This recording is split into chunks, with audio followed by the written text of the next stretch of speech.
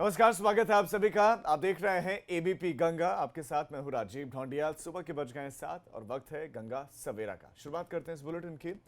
संभल में विवाद के बाद जमकर पथराव हुआ है और इस दौरान दोनों पक्षों के लोगों के बीच में कई राउंड फायरिंग भी की गई।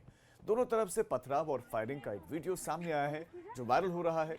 मामला असमौली थाने का बताया जा रहा है। सूचना के बाद मौके पर पहुंची पुलिस ने 4 लोगों के खिलाफ केस दर्ज कर लिया है। बताया जा रहा है कि ग्राम समाज की जमीन पर कब्जे को लेकर दो पक्षों के बीच में विवाद हुआ था और उसके बाद की ये तस्वीरें हैं कि घरों की छत पर खड़े हो गए और एक पक्ष था सड़क पर, तो एक नीचे से ऊपर की ओर पत्थर फेंकता, एक पक्ष ऊपर से नीचे की ओर पत्थर फेंकता।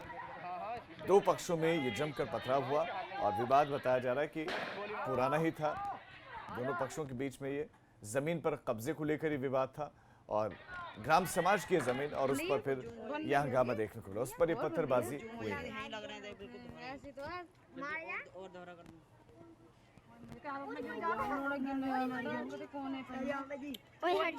अरे फेंक रहे थे जो और बॉस को फोन कर दो और बहुत यहीं बैठा। अब बड़ी खबर कानपुर से, जहां पर अफवाह पर सैकड़ों लोग जुट गए। अफवाह फैली और उसके बाद सैकड़ों लोग जुट गए कानपुर में। उसके बाद पुलिस ने इन लोगों को लाठियों से खदेड़ा है। लाठी भांजनी पड़ी और उसके बाद ये भागे हैं। सब लोग पहुंचे थे। दरअसल पैगे जुलूस का निशान पहुंचने की वहां पर अफवाह उड़ी और अफवाह जब उड़ी तो उसके बाद बाबूपुरवा कोतवाली इलाके में लोगों की भीड़ जुट गई और बड़ी संख्या में लोग पहुंच गए। तो ऐसे में उसके बाद पुलिस को लाठी डंडे भांजने पड़े। प्रभात अवस्थी हमारे संवाददाता इस खबर पर और ज्यादा जानकारियों के साथ जुड़ गए हैं। प्रभात, बताइए अफवाह कहां से फैली, किस तरह की अफवाह थी, उसके बाद क्या हुआ और अभी क्या वहां पर हालात हैं? जी बिल्कुल, आपको बताना चाहूंगा कि बाबूपुरवा का जो ईदगाह मैदान है वहाँ पे लोगों को जानकारी मिली कि जो निशान है वो पहुंचने वाला है। इसकी अफवाह एक उड़ी कि यहाँ पर निशान कुछ देर बाद आएगा, जिसकी जानकारी पर वहाँ पर जो भीड़ है वो इकट्ठा हो गई। जैसे इसकी जानकारी पुलिस को मिली, पुलिस बल जो वहाँ पहुंचता है, लेकिन जो भीड़ है वो कितने नहीं होती। इसके बाद पुलिस को थोड़ा सा सख्त रुख इख्तियार करना पड़ा और उसके बाद लोगों को वहाँ से हटाना पड़ा। जिसके बाद जो बाबूपुरवासियों हैं और सारे उनके सर्कल की फोर्स जो है वो लगातार इलाके में घूम घूम कर लोगों से अपील करती रहे कि लोग अपने घरों पर ही रहें, घरों में ही रहकर जो काम करना उनको करे, किसी तरह से बाहर ना आए, क्योंकि 144 धारा लागू है। साथ साथ महामारी एक्ट के तहत मुहर्रम और गणेश चतुर्थी मनाने में पूरी तरह से पाबंदी है। लिहाजा सभी लोग घर पर ही रहकर अपना जो चीजें हैं वो करें। तो साफ है कि लगातार जिस तरह से अफवाहों पर भीड़ इकट्ठा हुई है, कल एक दिन पहले भी कानपुर में ग्वालटोली में मजलिस के दौरान भीड़ इकट्ठा हुई, पथराव हुआ था। तो लगातार कानपुर में जिस तरह की अफवाहों पर भीड़ इकट्ठा हो रही है उसको लेकर अब अधिकारी जो है वो भी अलर्ट है और लगातार अब सड़कों पर निकलकर कॉम्बिंग कर रहे हैं और जांच करने के लिए बाहर निकले हुए। जी प्रभात, आपका इस तमाम जानकारी के लिए धन्यवाद। तो अफवाह फैली और उसके बाद बड़ी संख्या में लोग सड़कों पर उतर आए। सोशल डिस्टेंसिंग, मास्क नहीं, और उसके बाद फिर पुलिस को पहुंचना पड़ा और उनको खदेड़ना पड़ा। लखनऊ से बड़ी खबर अब आपको दे देते हैं, जहां पर गृह सचिव एसके भगत हटा दिए गए हैं। गृह सचिव एसके भगत को हटा दिया गया है। एसके भगत को आईजी विजिलेंस अब बनाया गया है। गृह सचिव एसके भगत को हटा दिया गया है। ये बड़ी खबर आपको दे दें, एसके भगत को अब आईजी विजिलेंस बनाया गया है। संतोष शर्मा हमारे संवाददाता इस खबर पर और ज्यादा जानकारियां देंगे। संतोष, इसके पीछे के बदलाव क्यों हटाया गया? देखिए, अभी जो आधिकारिक तौर पर तो ये रूटीन ट्रांसफर बताया जा रहा है और ये सिर्फ 2 आईपीएस अफसरों का ट्रांसफर है। लेकिन अगर देखा जाए तो होम सेक्रेटरी का हटाया जाना अपने आप में तमाम सवाल खड़े करता है कि आखिर क्या वजह थी कि जो अभी तक 2 महीने पहले ही एसके भगत को होम सेक्रेटरी बनाया गया था और उनको हटा दिया गया। अब तरुण गाबा उत्तर प्रदेश सरकार के नए होम सेक्रेटरी गृह विभाग में होंगे और एसके भगत आईजी विजिलेंस।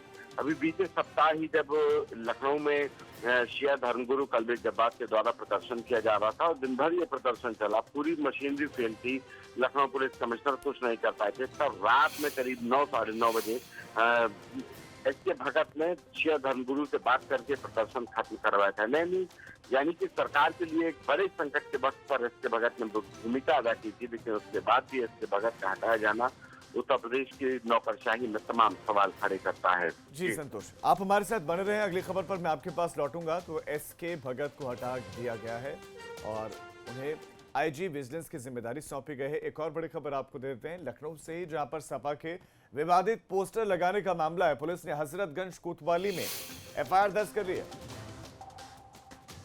तो समाजवादी पार्टी के विवादित पोस्टर का ये मामला और इसी मामले में हजरतगंज कोतवाली में एफआईआर दर्ज हो गई है। सपा छात्र सभा के प्रदेश सचिव विकास यादव पर यह एफआईआर हुई है। पोस्टर को छापने वाले प्रिंटर पर भी कार्रवाई होगी। हमारे साथ संतोष हमारे सहयोगी बने हुए। संतोष, ये किस तरह का पोस्टर था? अब चूंकि एफआईआर हुई है तो किन धारा में हुई, क्या गिरफ्तारी होगी? देखिए, बिल्कुल गिरफ्तारी होगी और ये पोस्टर एक भले ही राजनीतिक दृष्टि से देखा जाए, लेकिन इसमें उत्तर प्रदेश के सीएम योगी आदित्यनाथ को लेकर के टिप्पणी की गई थी, ब्राह्मणों पर हो रहे अत्याचार को लेकर के टिप्पणी की गई थी, कोरोना में जो बदहाली है अस्पतालों की उसको लेकर के टिप्पणी की गई थी। ये एक पोस्टर वॉर था, पॉलिटिकल वॉर के तौर पर देखा जा रहा था। लेकिन अब इस मामले में एफआईआर दर्ज कर ली गई है। लखनऊ पुलिस ने खुद ही एफआईआर हजरतगंज कोतवाली में दर्ज करवाई है और इसमें जो जिस शख्स ने ये पोस्टर छापे हैं उस पर भी कार्रवाई होगी। फिलहाल पोस्टर में जिस व्यक्ति की तरफ से पोस्टर लगवाए गए थे, विकास यादव, जो समाजवादी पार्टी की छात्र सभा के प्रदेश सचिव हैं, उन पर एफआईआर दर्ज हुई है और उनकी तलाश की जा रही है। जी संतोष, आपका इस तमाम जानकारी के लिए धन्यवाद। तो अब कार्रवाई का मन बनाया गया है। बहरहाल एफआईआर दर्ज हो गई है मामले में।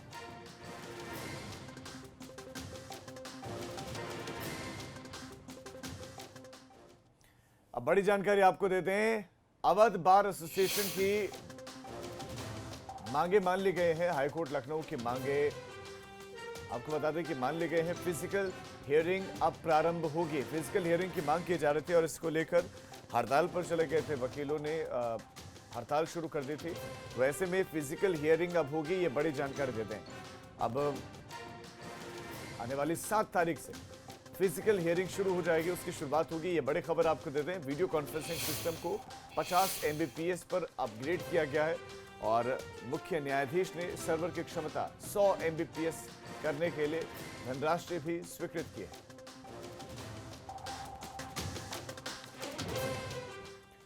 कुशीनगर में धरना प्रदर्शन के समर्थन में पहुंचे बीजेपी विधायक सब इंस्पेक्टर पर जमकर विफरे। विधायक ने कैप न लगाने पर सब इंस्पेक्टर को जमकर फटकार लगाई। बता दें आपको कि नेबू अनौरंगिया थाने में पुलिसकर्मियों के खिलाफ व्यापारी प्रदर्शन कर रहे थे। पुलिसकर्मियों के रवैये को लेकर यहां पर पकड़ियार पुलिस चौकी हटाने की मांग भी कर रहे थे व्यापारियों के विरोध प्रदर्शन में बीजेपी विधायक भी पहुंचे थे, जिसमें खड्डा के बीजेपी विधायक और एसआई के बीच में बहस का ये वीडियो वायरल हो गया, जिसमें बिना कैप के एसआई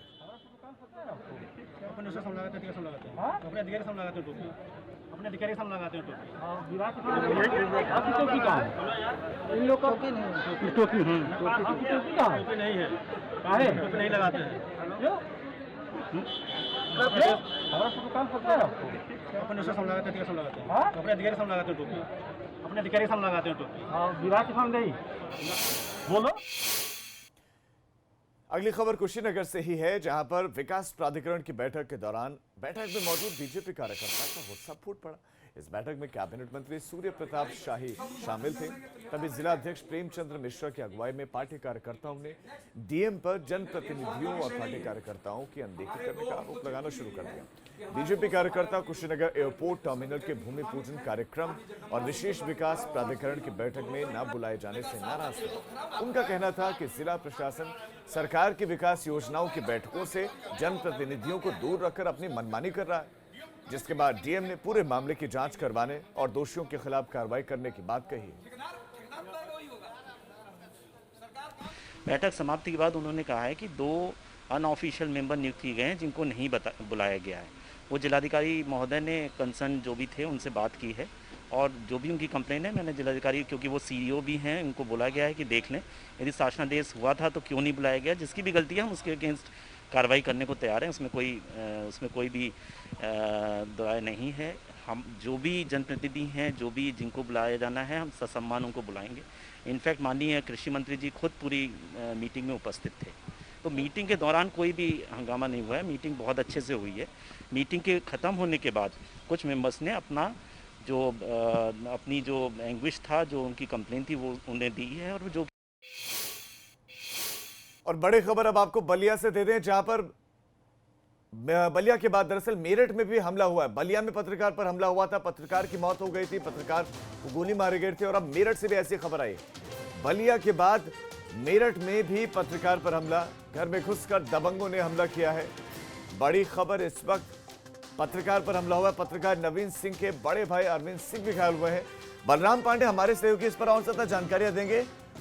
बलराम, पत्रकार पर हमला निंदनीय, कौन थे हमलावर, क्यों मारा गया? देखिए राजीव, बलिया के बाद अब मेरठ में पत्रकार के ऊपर हमला हुआ है और घर में घुस के मारपीट हुई है। ये नवीन सिंह हैं जो एक निजी अखबार में रिपोर्टर थे और इनके भाई घर पे मौजूद थे। अचानक से कुछ हमलावर इनके घर के अंदर घुसे और मारपीट शुरू कर दी। हालांकि जब इसकी जानकारी पुलिस को हुई है तो पुलिस ने एक आरोपी को गिरफ्तार किया है जिसका नाम है रवि राज। फिलहाल पुलिस का कहना है कि पूरे मामले की जांच की जा रही है और जो दबंग थे उनको भी गिरफ्तारी का प्रयास किया जा रहा है। लेकिन पुलिस का कहना है कि शुरुआती जांच में ये आपसी विवाद था जिसकी वजह से ये लड़ाई हुई है और उनका कहना है कि अगर पत्रकार को टारगेट बनाया गया है तो इसकी भी जांच की जा रही है और इस पर बड़ी कार्रवाई की जाएगी, किसी को भी बख्शा नहीं जाएगा। फिलहाल इस पूरी मारपीट में जो पत्रकार नवीन सिंह हैं उनको भी चोट आई है और उनके भाई काफी ज्यादा घायल हुए हैं जिन्हें उपचार के लिए मेडिकल कॉलेज में भर्ती कराया गया है। जी बलराम, आपका इस तमाम जानकारी के लिए धन्यवाद। तो पुलिस ये दावा जरूर कर रही है कि विवाद आपसी है, कोई आपसी विवाद था और उसी में झगड़ा हुआ है और एक को गिरफ्तार कर लिया गया है। दबंग रवि राज को गिरफ्तार कर लिया जिसने घर में घुसकर पत्रकार के साथ मारपीट की। लेकिन ये बहुत चिंताजनक बात है क्योंकि एक के बाद एक पत्रकारों के साथ मारपीट, पत्रकारों पर हमले की खबरें मिल रही हैं। औरैया में बदमाशों ने पुलिस वालों पर हमला बोल दिया। घटना औरैया के एरवा कटरा थाना इलाके की है जहां पर बरौना कला चौकी के 2 पुलिसकर्मी बाइक से गश्त कर रहे थे। इस दौरान उन्होंने बाइक पर सवार 2 युवकों को रोककर पूछताछ शुरू की। तभी एक बदमाश ने पुलिसकर्मियों पर हमला कर दिया जिसमें एक सिपाही गंभीर रूप से घायल हो गया जिसे स्वास्थ्य केंद्र ले जाया गया है जहां पर हालत बिगड़ने पर सिपाही को सैफई रेफर कर दिया गया है।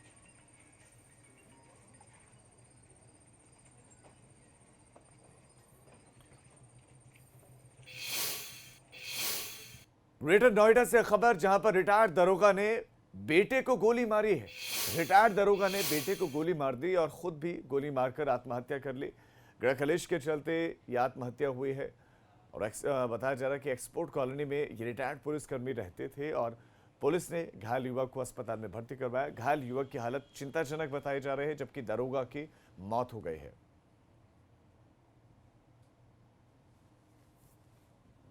तो गृह कलेश के चलते यह हमला हुआ। पहले बेटे को गोली मारी, उसके बाद खुदकुशी कर ली रिटायर्ड दरोगा ने।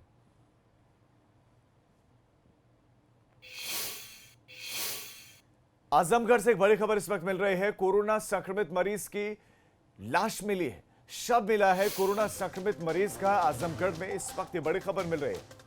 कोरोना पॉजिटिव मरीज और उसका शव मिला है सड़क किनारे गड्ढे में।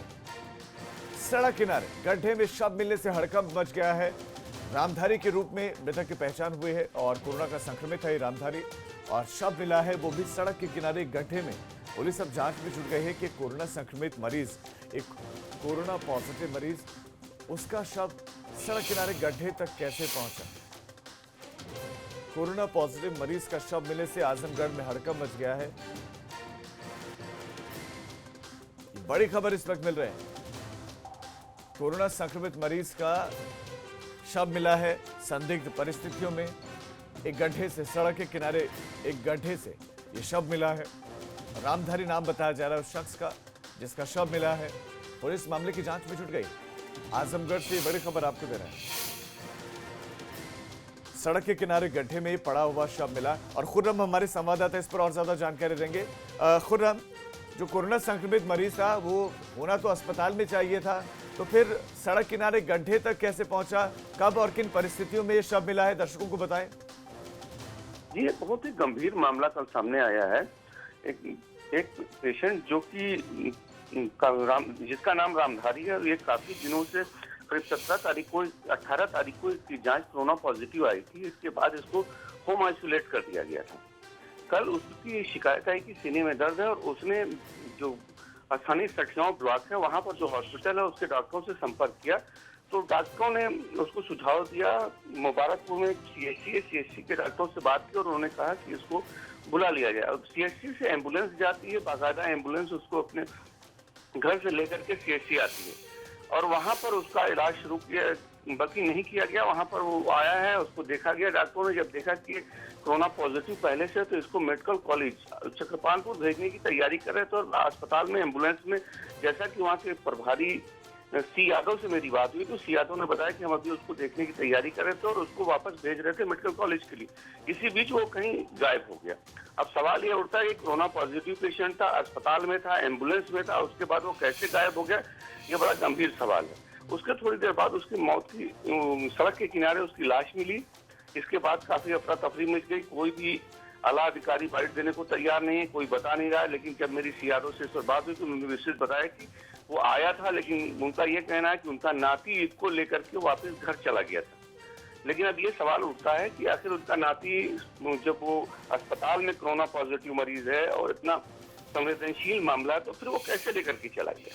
ये वाकई बड़ा सवाल है। खुर्रम, आपका इस तमाम जानकारी के लिए धन्यवाद। तो पहले अस्पताल गया, अस्पताल में एम्बुलेंस से दूसरे अस्पताल ले गए, फिर अब अस्पताल जो अधिकारी वो ये कह रहे हैं कि नाती घर लेकर चला गया था, लेकिन इस बीच में शव मिला है रामधारी का। कानपुर से बड़ी खबर, आईजी रेंज मोहित अग्रवाल ने क्षेत्रों का निरीक्षण किया है। आईजी रेंज खुद निरीक्षण करने के लिए पहुंचे। पूर्वी सर्किल के फोर्स के साथ उन्होंने कई इलाकों का भ्रमण किया। गणेश चतुर्थी, मुहर्रम में कोविड गाइडलाइंस का पालन हो, इसके साथ साथ शहर का माहौल खराब ना हो, तो इसलिए उन्होंने निरीक्षण किया। इस बीच में आईजी रेंज मोहित अग्रवाल ने कहा कि शहर का माहौल खराब करने वालों पर कार्रवाई होगी और ऐसे लोगों को चिन्हित करके हम कार्रवाई करेंगे। एक छोटे से ब्रेक के लिए अब रुक रहे हैं, फौरन लौट रहे हैं। आप देखते रहिए एबीपी गंगा।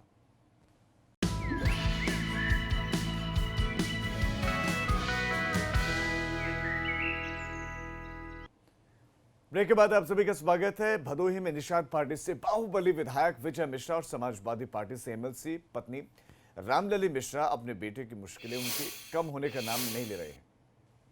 मध्य प्रदेश से गिरफ्तार बाहुबली विधायक चित्रकूट जेल में बंद है, जहां पर उनकी जमानत याचिका की तारीख भदोही जिला जज की अदालत ने किन्हीं कारणों से अगली तारीख यानी कि 1 सितंबर तय की है। तो वहीं पर उनकी एमएलसी पत्नी की जमानत अर्जी खारिज होने के बाद मुख्य न्यायिक मजिस्ट्रेट ने उनके खिलाफ गैर जमानती वारंट जारी कर दिया है, जबकि उनके बेटे की जमानत खारिज होने के बाद भदोही पुलिस दोनों फरार मुलजिमों को बड़ी सरगर्मी से कई जिलों में तलाश कर रहे हैं। तो बाहुबली विधायक वो गिरफ्तार है, वो जेल में बंद है, तो वहीं दूसरी तरफ अब उसके परिवार पर भी शिकंजा लगातार कसता जा रहा है। विजय मिश्रा की पत्नी और बेटे की तलाश सरगर्मी से की जा रही है।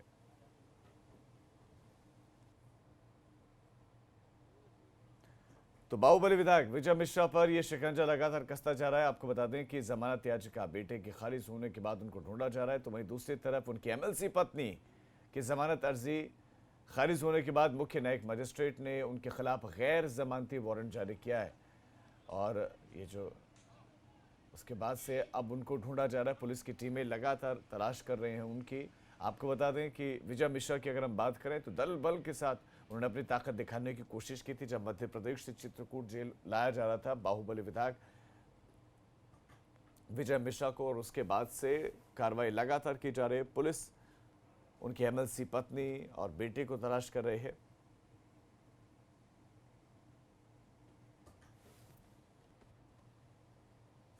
लखनऊ के काकोरी इलाके में कल हुए भीषण सड़क हादसे में परिवहन मंत्री अशोक कटारिया ने मृतक आश्रितों और घायलों को इलाज के लिए 2.5 लाख रुपए का मुआवजा देने के निर्देश दिए हैं। आपको बता दें कि सुबह 2 रोडवेज बसों की आमने सामने की टक्कर हो गई थी, जिसमें 6 यात्रियों की मौत हो गई थी, जबकि 1 दर्जन से ज्यादा यात्री गंभीर रूप से घायल हैं और ऐसे में मुआवजे का ऐलान किया गया है। परिवहन मंत्री ने 5-5 लाख रुपए मृतक आश्रितों को देने का ऐलान किया, जबकि घायलों को 2.5 लाख की सहायता राशि दी जाएगी। माफिया के खिलाफ यूपी पुलिस का शिकंजा लगातार कसता जा रहा है। प्रयागराज के बाहुबली अतीक अहमद के खिलाफ कार्रवाई करते हुए पुलिस ने उनकी 7 संपत्तियों को कुर्क किया है। आरोप है कि इन संपत्तियों को अतीक अहमद ने अपनी सियासी रसूख का इस्तेमाल करके अवैध तरीके से अर्जित किया है। कुर्क संपत्तियों में अतीक अहमद के घर का कुछ हिस्सा और चुनावी दफ्तर भी शामिल है। वहीं धूमनगंज में एक प्लॉट और एक मकान को कुर्क किया गया। इसके अलावा सिविल लाइंस के एमजी रोड पर अली टावर पर भी कार्रवाई कर दुकानों को सील किया गया है।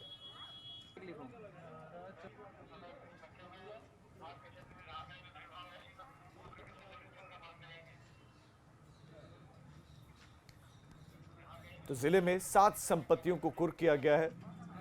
बाहुबली अतीक अहमद के खिलाफ ये कार्रवाई लगातार चल रही है। मुजफ्फरनगर के थाना तितावी पुलिस को उस वक्त बड़ी कामयाबी मिली जब 1 महीने पहले मुकंदपुर गांव के पूर्व प्रधान पति और थाने में हिस्ट्री शीटर की हत्या के आरोपी को पुलिस ने गिरफ्तार कर लिया। साथ ही उसकी निशानदेही पर पुलिस ने हत्या में इस्तेमाल किया गया फावड़ा भी बरामद किया। जानकारी के मुताबिक आरोपी ने अपना जुर्म कबूल कर लिया। बताया जा रहा है कि गिरफ्तार किए गए आरोपी ने पंचायत चुनाव में हुई हार का ताना देने पर पूर्व प्रधान पति और हिस्ट्री शीटर की फावड़े से काटकर हत्या कर दी और फरार हो गया।